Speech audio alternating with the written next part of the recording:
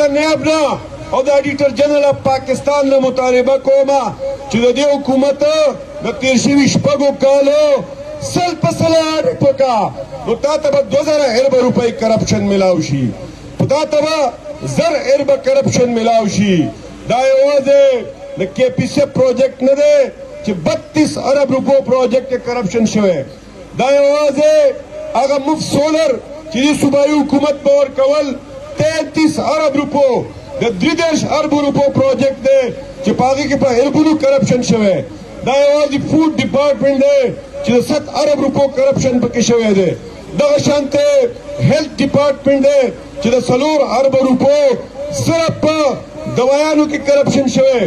دا مونږ ته چې مولانا مودودي رحمت الله علیه د شهادت حق دا تقریر کړی دی او دا مونږ او تاسو ته د ژوند مقصد یې ښودلی دی چې مسلمان به د حق ګواهي کوي د حق ګواهي به په چوک کې هم کوي د حق ګواهي به په پارلمنټ کې هم کوي او د حق ګواهي به په جماعت کې هم کوي نو آیا تاسو د شهادت حق دی فریضې ته تیار یو که نه د جماعت اسلامي کارکنانو ارکانو تاسو حل پوچت کړی چې موږ د شهادت حق فریضه ادا کوو د شهادت حق فریضه دا ده چې د دې حکومت کرپشن بدعنواني به ایکسپوز کوو